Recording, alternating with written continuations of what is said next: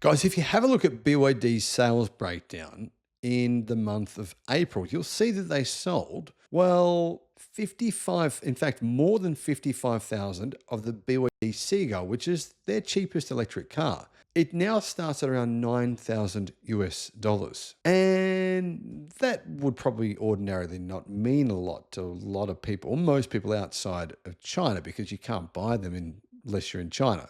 But that's about to change. Hello, my friends. Welcome to the channel. Great to have you with us. I'm Sam Evans. You're watching the Electric Viking. I want to say a big thank you to our Patreon supporters. If you can support us on Patreon, I'll put a link in the description below, and also our YouTube members. BYD, their sales of the Seagull increased by 55%. 55% versus the same month. In fact, sorry, I got that wrong. 55% versus March, but 58% versus April of last year. So same month of last year, up 58%, which is great. And part of the reason I think is probably because of this discounts that BYD has applied to the Seagull, making it a really good value for money car. However, apparently it will be sold overseas now. So that's amazing news. BYD actually sold a total of 380,000 cars in the month of April. But about half of those, approximately half, were hybrids. So hybrids, 195,000 sales, and fully electric cars, it was about 185,000. Still, that's a lot of electric cars, right? Now, BYD does sell a lot of different models now in many countries around the world. I mean, for example, in Australia, you can get the BYD Shark, the Sea Lion, the Dolphin, the 803, the Seal. I'm sure there's another model I've missed as well. But anyway, that means BYD keep on setting sales records globally. More and more of their car sales are coming not just from China, but from other countries like Brazil, and yeah, like I said, Australia, Thailand, many other countries around the world.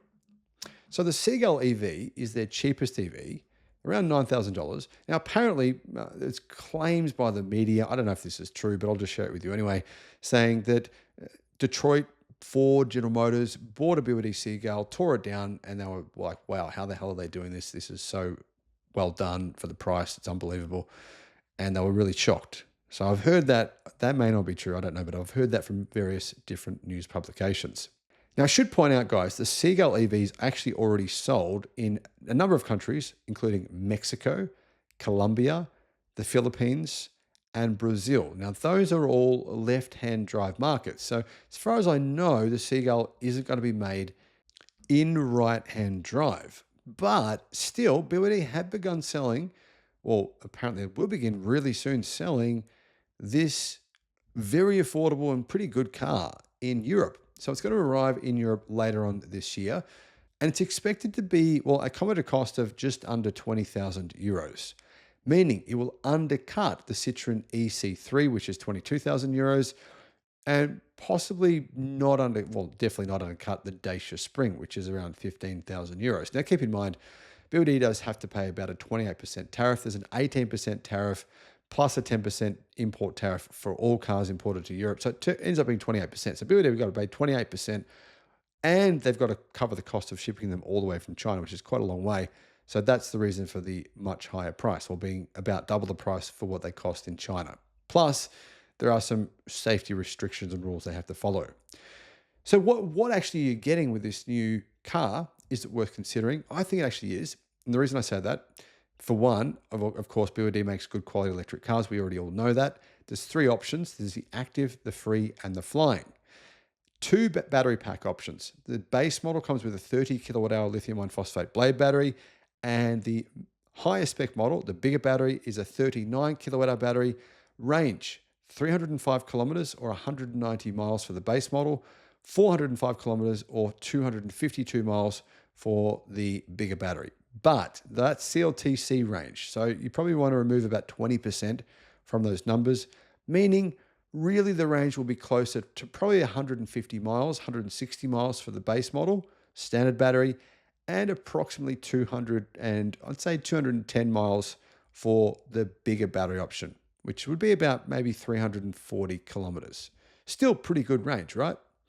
So the interior, as you can see, is pretty simple. It's certainly not luxurious, but it gives you what you need, right? It has Apple CarPlay, Android Auto. It's got a pretty nice sized media screen, a 10.1 inch screen. But this is a small car, which is actually really good for a lot of people. It's 3.8 meters long. Sort of a similar size, I'd say, to something like a Toyota Yaris. Remember the Toyota Yaris? Did you guys have those in Europe and America?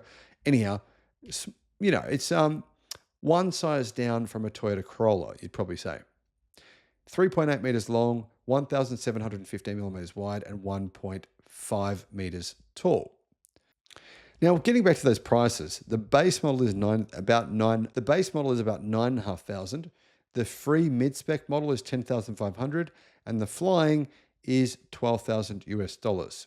So if you want to get the bigger battery option in China, it's 12,000 US dollars, and that's going to give you that extra range and that bigger battery pack. But it does give you a few more features as standard as well. Now, initially, the BYD Seagull won't be made in Europe.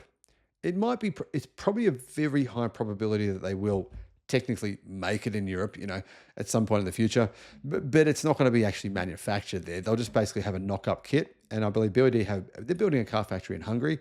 Very, very likely they'll assemble. If this car is, people want this in Europe, very likely they'll begin assembling them in Europe, and then they'll be able to probably charge a bit less, considering the fact that they won't have to pay that 28% import tariff, which is massive.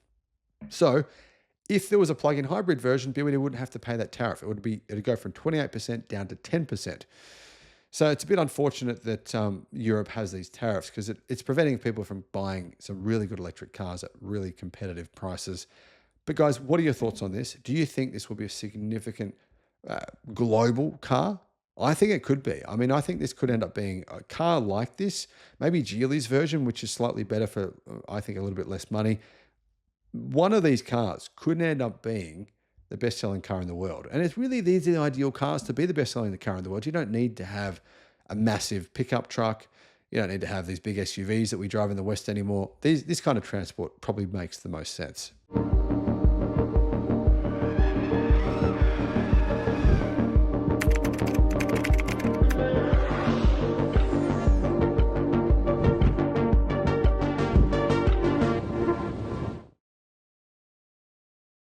BYD's car registrations in Germany are up more than 200% in March.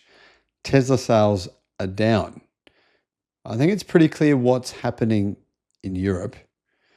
And the scary part about all of this is that BYD is planning a model onslaught on Europe. They're planning to bring in some of their plug-in hybrids, which could be a huge sales success. Hello, my friends. Welcome to the channel. Great to have you with us. I'm Sam Evans. You're watching the Electric Viking. What's happening in Germany? Well, here's the thing. Germany's largest automotive industry publication has reported today that Germany's new car market is actually in crisis. They say in the first 3 months of the year, 665,000 new cars were registered, which is a decline of 4.3% compared to the previous year. In March, the decline was 4%. This is according to the latest figures.